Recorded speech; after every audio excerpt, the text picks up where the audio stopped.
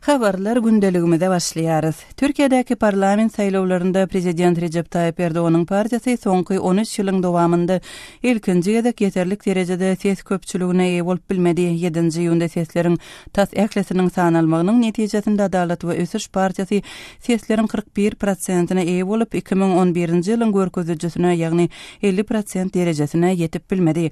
Has çekmejek maglumatlary kärdeşim Ýowşan Annurwandan dinläli. Türkiýanyň parlament saýlawlarynyň desläpki netijeleri prezident Recep Tayyip Erdoğan'ın dolanýarjy partiýasynyň parlamentdäki aglaby köpligini ýitirenligini görkezýär. Bu ýyl içinde meşhur emma bölji lideriň hasken ygtyýarlyk almak baradaky tagallalaryna urulan uly darba bolup görünýär. Sesleriň tas ählesine olaýynyň sanalmagy bilen Erdoğan'ın Adalet we Kalkınış partiýasy AKP beýleki partiýalaryň ählesiniň öňüne çekip 40%-den gowrak golluk aldy diýip Türkiýanyň CNN telekanaly habar berdi. AKP 2011-nji ýylda geçirilen öňkü parlament saýlawlaryny 50%-de golay ses alypdy. Bu golluk AKP Türkiýanyň 550 orunluk parlamentine 258 orun berer. Ýagny ýeketek hökümet partiýasynyň dolanýarjy üçin talap edilýän 274 orundan az ýer berer. Türk parlamenti 2002-nji ýyldan bäri hökümet partiýasynyň ýol başçylygy astyna dolandyrylýardy. Bu netijeler 7-nji ýyl saýlawlaryna ýeterlik golluk almagy umyt baglan AKP üçin ýeňliş hasaplanýar. Sebäbi ol halk gollugyny alyp prezidentiň ygtyýarlyklaryny güýçlendirmek üçin konstitusiýa düzediş girizmekçidir. Ýurtdaky esas Kürt partiýasy HDP parlament saýlawlaryna 13% ses aldy. Ýagny parlamentde wekilçilik etmek üçin talap edilýän 10% ses talabyndan geçdi we bu golluk oňa mejlisde 79 orun berer diýip Türk Medeniýeti saýlaw komissiýasyna salgylanyp aýtdy. Türkiýanyň premier ministri Ahmet Dağdoglu 7-nji ýylyny bir hadisede guman edilýäniň tutulanyny aýtdy. Emma bu arada başga anyk zat aýtmady. Dağdoglu saýlawdan soň ýeňlişi boyun almady we AKP-nyň saýlawda görnetýän ýeňiji bolanyny aýdyp, Türkiýede syýasy durnuklugy saklamak üçin derur bolan ähli çäräniň görüljegini wada berdi. Çünkü milletin omurgasy AK Parti görev başındadır, görev başında olacaktır. Emma şu aralykda Kürtleri tarapdar HDP özüniň Erdoğan'ın partiýasy bilen koalisiýa gurmajakdygyny aýtdy. Olal hem aýdyşymyz ýaly biz AKP bilen koalisiýa gurmarys. HDP Türkiýede hakyky syýasy partiýa urly. AKP özüniň Kürt meseleleri baratdaky beýanatlar sebäpli Türkiýanyň günnäger vilayetlerini ýitirdi diýip HDP-nyň lideri Selahattin Demirtaş aýtdy. Esasan Kürtlerden Nuryan Diyarbakır şäherine Türkiýanyň günorta günnägerine köçelerde saatlyk şagalan boldy. Adamlar tam edip Kürt baýdaklaryny galgadyp Erdoğan'a garşy şygarlara gaýgyrdylar. Demirtaş İstanbulda urnalan Medeniýet ýygynyna çykyş edip saýlaw netijeleri bilen bilelikde Türkiýede ýerine ýetirji prezidentlik we diktatura çekişmesi soňlanyny diýdi. Ol bu netijeleri täze pluralist we raýat konstitusiýasyny isleýänler üçin ýeňiş hökmüne häsiýetlenirdi. Sağanat Milletçi Hereket Partiýasy MHP saýlawda 16% jemgyýeti ses aldy. Bu partiýa öňräkden bäri AKP bilen koalisiýa gurup biljek kandidat hasaplanýardy. Emma MHP-nyň lideri Döwlet Bahçeli beýle alalasy red etdi we eger AKP beýleki oppozisiýa partiýalary bilen koalisiýa gurup bilmese täze saýlawyň geçirilmeligini aýtdy. Kärdeşim Ýowşan Annurwanyň maglumatlaryny dinlediňiz. Türkiýedäki saýlawlaryň netijeleri barada Azatlyk radiosynyň azathabar.com web saýtyna gelen tesbirde saýlawlarda agzy birlik özüni görkezdi. Parlamentde ýeke özü bolup döwlet dolandyrmak hukugyna eýe bolmasa da AKP ýeňiş kazanyp bildi. Bizde munyň ýaly umyt haçan dörejek. Türkmenistan haçan demokratik döwlet boljak, sandyja Türkmen haçan birleşjek diýip Cennet Aknur ady bilen ýazylan tesbirde bellenýär. Türkiýedäki saýlawlaryň netijeleri tesbir üçin nämäni aňladýar? Azatlyk radiosy ýurdun syýasy partiýalarynyň goldawçylarynyň ýerli ses berejileriň pikiri bilen gyzyklanyp, pikir soraşyk geçirdi. Türkiýedäki habarçymyz Döwlet Baýhany dinläli. Häkimettäki Adalet we Kalkınış partiýasy, ýagny AKP ses veren bir raýatyň pikirini dinläli. Hak neyse o yerini buldu. Bana göre de olması gerektiği gibi oldu. AK Parti'de oturup düşünmesi lazım. Neler yaptı? Hakikat öz ornunu tapdy. Maňa göre bolmaly ýalan boldy. AK Partiýa oturup nämäni edip nämäni etmäni barada oýlanmaly. Halkyň talaplaryny haýsy uğurlarda kanaatlandyryp bilmedik bolsa onu özleri gowy seljerjekdir. CHP'de Lider wagtda bir tutanýarlyk bolmanyny üçin halk oňa hem ýaşy oýlanmaga pursat öretdi. Olaram gerek bolan sapagy alarlar. Bu gedek saýla bir alternatiwasy netije berdi. AK partiýa alternatiwa çykyp bilmedi ýöne. Halk AK partiýa hem göz görkezdi. Alternatifi olmadı ama AK Parti'ye de bana göre gerekli dersi verdi. Görüşüm bu. HDP yani Halkların Demokratik Partisi deyip adlandırılan Kürtlerin partiýasyna ses verenlerin garaýşlary. Güneydoğu yani Kürtlerin AKP vermiş olduğu güzel bir ders oldu. Bu saýlawyň netijesi günorta günnäňor sewitleriň ýagny Kürtlerin AKP beren gowy sapagy boldy. Gerek bolan sapagy alanlaryna AKP. Amanat sesleriň hemmesi HDP gaýdyp geldi. Beýleki partiýalaryň bar alyp biljek sesleri oğulun bellidi. Bar bolan onha şeýle. İşte HDP. Öbürleri hatta kapasitesi belli, o kadar. MHP partiýasyna ses veren bir raýatyň garaýşy. Sonucu nasıl değerlendiriyorum? Kazanan HDP, kaybeden AK Parti ve CHP, yükseleni de MHP'dir. Saýlawyň netijesine şeýle baha berýän. Gazanan HDP, ýeňilen AK Parti bilen CHP. Sesin köpelden bolsa MHP partiýasydyr. Esasat ýurt krizise duçar bolmalylar. Parasatly ýagdaýda koalisiýa döredilmeli we ýurdu ykdysady krizisten alyp çykmaly. Bolmasa oňuşukçylyk sebäpli geçiriljek irki saýlawlar ýurtda haos döredip biler diýip pikir edýärin. AK partiýa nirde hata göýberenligini go analiz edip işeňirlik bilen ýitiren sesleriniň öwedinde doljak bolsa bu ýurtda ýagdaý düzeler. Ýöne hemme zady men bilýän, hemme zady men edýän, hemme zat menki, ähli zat men isleýişim ýaly bolmaly görünüşinde diktatorlyk äheňine herekete dowam etse, onda bu adamlar olary saýlaw sandygyna gömer. Yani nähili HDP partiýasyna çäkden geçmäge kömek eden bolsa, AKP'niň hem çäň aslynda galmagyna sebäp bolup bilerler. Şoň üçin hem ýurt üçin bähwitli bolany irki saýlawlar däl, eýsem koalisiýa hökümeti döretmekdir. Benim istediğim gibi olacak kafasıyla giderse bu insanlar da onları sandığa gömmesini bilir. CHP partiýasyna ses verenlerin garaýşlary Hak yerini buldu diye düşünüyorum. Şu ana kadar Kürtleri temsil eden resmi olarak bir parti yoktu ve onların oyları hepsi AKP'ye gidiyor. Her kim öz hakkını aldı diýip pikir edýän. Şu wagtçenli Kürtleri wekilçilik edýän resmi bir partiýa ýokdy. Şoň üçin hem olaryň sesleri AKP partiýasyna gidýärdi. Mundan meýlek inni şeýle ýagdaý bolmaz. Olaryň 12 ýyldan bäri nähap gere öz başyna häkimete eýeçilik edýänligi belli boldy. Diýmek olar ähli halka wekilçilik eden o ekeni. Adalatsyzlyk sebäpli gaty köp ýyl ýitip gitdi. Şu wagt başga diýjek zadym ýok. Hemme zat gowy bolar. Men ýagdaýyň bulaşygyna inanmaýan. Siz yere bu kadar yıllar boşa gitti. Başka şu an diyecek bir şeyim yok. Her şey daha iyi olacak. Daha kötüye gideceğini zannetmiyorum. O kadar. Türkiýedäki habarçymyz Döwlet Baýhanyň taýýarlan maglumatyny dinlediňiz. Habarlar gündeligimizi dowam etdirýäris. Owganistanyň Demirgazygynda Badakhşan regionunyň ýamgan etrawy Taliban hereketiniň gözegçiliginiň astyna düşdi. Munyň ýa-ni yerli kanun çykarjylar bu ýagdaýyň goňşy etraplara howp salýanlygyny aýdyp aladalanma bildirdiler. Owganistandaky habarçymyz Şaýmerdan Gulumradynyň maglumatlaryny dinläli. Badakhşan vilayetinde Awgan güýçler bilen jeňçileriň arasynda çatışyk dowam edýär. Badakhşan vilayetiniň Ýamgan atly etrabyny militanlar basyp aldy. Etraby jeňçilerden halas etmek üçin Awgan güýçleri harby operasiýa geçirýär. Hüjümçileriň arasynda daşary ýurtly seweşjileriň hem bardygyny Awganistanyň içeri işler ministrliginiň sözçüsi Nejibulla Danyş aýtdy. Ýamgan etrabynyň Awgan güýçleriniň ýa çekilendigini ol ma'lum etdi. حضور نیروهای خارجی هم دیده شده. ولسوالی یمگان حمله کرده. Uruşda Awgan güýçleriniň çeken ziýany barada resmiler gurun etmeýär. Ýöne Awganistanyň Milli Mejlisiniň Badakhşan vilayatynyň agzalary jeňçileriň Badakhşanda ýene onlarça adam kellesini kesen bolmagynyň ahmaldygyny öňe sürýär. Ençeme Awgan harbysiniň ölü dirisinden deregin ýokdugyny deputatlar aýdýar. Deputat Zikriya Sewda döwlete tarapdar yerli ýeragylary jeňçileriň öldüren bolmagynyň mümkinligini aýtdy. Ýamgan etrafında asuda ilatyň ziyan çekendigini ol belläp geçdi. 200-250 nafer gerden biridenmişe şuma da jurýan başyn hiç kary tawali. Badakhşan vilayatyň Böyleki etraflarına da jengçilerin waham salyanlygy aýdylýar. Badaxşan vilayatynda Merkezi Aziýaly jahatçylaryň yerleşendigini yerli resmiler aýdýar.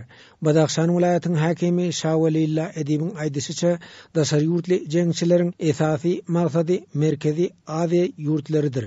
Merkezi Aziýaly jengçiler Badaxşany Demirgazyk Awganystanyň böýleki vilayatlaryna geçelge hökmünde ulanýar. Demirgazyk Awganystanyň Merkezi Aziýa ýurtlary bilen serhetleşen sebitlerine jengçiler toplanýar. Daşary ýurtly jengçiler Awganystanyň Merkezi Aziýa ýurtlaryna da howpa bandyryp biler diýip Edip aýtdy.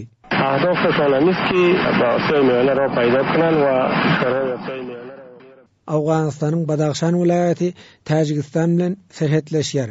Täjikistanyň Badaxşan vilayatynyň hakimi Şady Jemşedxan ekstremistleriň Awganystanyň Täjikistana da waham salýanyny aýtdy. Tähdidi jiddiye ki üstün qoway tungara tähdid mekunam Hakimin aýdyşyça Orsiýatyň 201-nji harby diwiziýasynyň eskerleri Täjikistanda yerleşýär. Howpsuzlyk boýunça Orsiýat Täjikistan bilen hyzmatdaşlyk edýär. Rus güýçleri gerek bolsa Awgan topragyna girip jengçilere garşy harby operasiýa geçirir diýip Täjik resmisi aýtdy. Devize düstürküme Russiýa dar hok Täjikistan mustaqar az Awgan milli bütegi hökümetiniň baş wezipesini ýerine ýetirji Doktor Abdulla şugun 8-nji iýunda ýokary derejeli döwlet delegasiýasyny ýolbaşçylyk edip Duşanbe sapar etdi. Howpsuzlyk meselesi bilen baglam ol Täjik resmiler bilen gurrun eder diýip garaşylýar. Şaýmyrdan Ulumrady, Kabuldan Azatlyk radiosu. Habarlar gündeligimizi dowam etdirýäris. Türkmenistanda ýurdun sosial-ykdysady ösüşine sen edildi. Anawynky hökümet maslahatynda soňky 5 aýyň dowamynda ýurtda ösüşiň bolanlygy aýdyldy we käbir sanlar öňe sürildi. Hususan da umumy çerki önümçiligiň 9,5% ösünligi 145 sosial obyektiň gurulanlygy jemi guruluşyga 50 milliard dollardan köp pulun ýatyrylanlygy balyk önümçiliginiň geçen ýylkysyndan 150% ösünligi we aýlykdyr pensiýalaryň 9,7% ýokarlananlygy aýdyldy. 2016-njy ýylda hem aýlyklaryň ýene 10% kaldyryljakdygy wada berildi. Hormatly radio dinleýijiler, Türkmenistanyň ykdysady ýagdaýyna degişli goşmaça maglumatlary Azatlyk radiosynyň azathabar.com web saýtynda tapyp bilersiňiz. Türkmenistanyň bitaraplyk statusy ýurdun halkara regional bileşiklerine goşulmagyna garşy çykmaýar. Bu arada Türkmenistanyň Birleşen Milletler Guramasyndaky elçisi Aksultan Ataýewa Birleşen Milletler Guramasynyň radiosuna 4-nji ýylda beren interwýusynda aýtdy. Türkmen resmiýetiniň Birleşen Milletler Guramasynyň baş assambleýasynyň 3-nji iýunda geçirilen 69-njy sessiýasynda 1995-nji ýyldan bäri bitaraplyk statusyna eýe bolan Türkmenistanyň müdimlik bitaraplyk statusy barada rezolýusiýany kabul etmeginiň ýa-da eden bu çykyşy barada kardeşim Ýowşan Anugurwanyň maglumatyny dinläýälim. Türkmenistanyň Birleşen Milletler Guramasyndaky hemişelik wekili Aksultan Ataýewa bitaraplyk durumy gowy we jogapkärçilik diýär. Şeýle dol bitaraplygyň bileşiklere we ýaranlyklara goşulmalygy aňlatmaýanlygyny belledi. Türkmen ilçesi bu pikirler Türkmenistanyň bitaraplygynyň ikrar edilmegi baradaky rezolýusiýanyň kabul edilmeginiň 20 ýyllygyna gabat BMG-nyň radiosy bilen söhbetdeşlikde etdi. Tebigi aýlyklaryna garamazdan region bir topar problema bilen ýüzbeýiz bolýar diýip Türkmen resmi söhbetdeşlikde Türkmenistan, Özbegistan ýaly ýurtlaryň suw problemasyny, hazır ýaka döwletleriniň deňdiň durumyny kesgitlemek, deňdiň ekologiýasyny gorap saklamak bilen bagly meselelere üns çekýär. Şu we beýle kurlardaky çözülmedik meseleleriň üstesinde sebitdäki närahat goňşuçylyk bizi öňüne alyş diplomatiýasynyň regional merkezini açmak inisiatiwasyny öňe sürmäge teklip edip Aksultan Ataýewa söhbetdeşligiň dowamyny aýdýar. Türkmen ilçisi radiosynyň habarçysynyň BMG-ny nazara alman bitaraplyk durumuňyz siziň halkara, regional we beýleki ýaranlyklaryň hiç birine goşulmaýanyňyzy aňladýarmy diýen soragyna jogap berip şeýledýär. Bitaraplyk durumy biziň ýaranlyklara goşulmaýanlygymyzy aňlatmaýar. Döwletiň bitaraplyk durumy onuň üstüne belli bir borçlary ýükleýär. Bu haýsdyr bir harby birleşiklere we ýaranlyklara goşulmalyk. Hiç kim şol sanyny goňşular bilen özüň goramakdan başga ýagdaýda hiç ýyl harby duşmançylyga baş goşmalyk diýip Ataýewa aýdýar. Şeýle-de Aksultan Ataýewa özleriniň bitaraplygy BMG-nyň ýöneköy bir meýdany, şonuň bilen bir wagtda hiç bir harby işlere gatnaşmaýan ýurt tökmünde däl, eýsem oňyn tarapdan, konstruktiw tarapdan garaýanlyklaryny aýdýar. Kardeşim Ýowşan Anna Gurbanyň maglumatyny dinlediňiz. Türkmenistanda şu günler hakyky tomus ıssysy geldi. 40 gradusdan geçen ıssyda Aşgabatyň dürli böleklerinde ýaşaýjylaryň suwun we elektrik togunyň ýetmezçiliginden kötenýänligi aýdylýar. Habarçymyz Murat Gurbanyň maglumatlaryny dinläli. Aşgabatda howanyň derejesini ölçýän enjamlar 42-43 gradus görkezýär. Bu Türkmenistana tomuz pasynyň ýetip gelendiginiň alamaty. Tomusyň alamatlaryna ýene biri ýygyderli kesilýän tok we suw serişleri. Häzir kun Aşgabatda olaryň uçusyna hem duş gelmek mümkin. Paýtagtyň Pasyolka, Hytrovka, Garadamyk, Şorýa raýonlaryna ýan bir näçe günläp elektrik togy il için aýdyrşy ýaly oýnap dur. Elektrik togynyň naprejeniýasynyň peslegleri arly kondisionerler, split sistemler we sowadyjylar işläp bilmeýär. Kä halatda togyň oýnap durmagy arly bu elektrik enjamlarynyň ýan halatlarynyň hem bardygy aýdylýar. Bundan başga da elektrik togynyň öçýän halatlarda seýrekdir. Meselem laýyk bir hepde monodol parahat bir mikroraýonyna elektrik tog öçdi. Ençeme saat elektrik togsyz galan adamlar yssyk howada nesbli sistemlerini ulanyp bilýärler, ne-de sowadyjylaryny. Bu raýonda ýerleşen parahat bazarlynyň sewdegarlary üçin bolsa bu ýagdaý hakyky betbaşçylygy urly. Bu bazardaky käbir sewdegarlarda elektrik tog öçde ulanmak üçin ýörükli elektrik generatoryny edinen bolsalar, olaryň köpsinde bu hil enjam ýok. Şol sebäpden sewdegarlar sowadyjylaryna hakykaty elektrik tog ýerlere goşadyrnakda evakuasiýa etmeli bollar. Bu hil mümkinçilikler bolmadyk sewdegarlaryň haýytlary bolsa eredi. Elektrik togyň öçmegi käbir raýonlarda agyr suwunyň kesilmegine hem getirýär. Mysal üçin parahat 2 mikroraýonyna ýaly köp gatly ýaşaýyş ýerlerine öýlere suw nasosyň üstünden barýar. Elektrik togy öçden nasos hem öçýär. Şonuň üçin suw hem kesilýär. Bu hil ýagdaý hatda Pasyolka we Hytrovka ýaly bir gatly hususy howluly jaýlaryna hem bar. Bu raýonlarda öňem kadar suw üçinçiligi bolman soň ýaşaýjylar nasos goýup agyr suwundan peýdalanýarlar. Şonuň üçin elektrik togy öçde suw hem kesilýär ýa-da peselýär. Elbetde ýaşaýjylaryň we sewdegarlaryň elektrik togy bilen bagly çekýän ýetkileriniň öwrü dolunmaýar. Häkimetler hem ilatyň bu hil ýetkilerine üns bermeýäni meňzeýär. Bu hili kompensasiýany soramak adamlaryň kellesine degelenok. Asla şeýdip kompensasiýa alyp bolýandygynam bilenok hiç kim diýip parahat 2 mikroraýonyň ýaşaýjysy bayram aýdýar. Şol bir wagtda elektrik togylaryň üçinçiligindäki bökdürüşlikler bardy degişli daýlardan düşündürşe alyp bolmaýar. Aşgabaty elektrik togylaryň üçin etmeli aştet kärhanasynyň dispetçerinden telefon arkaly düşündürüş almak gaty kyn.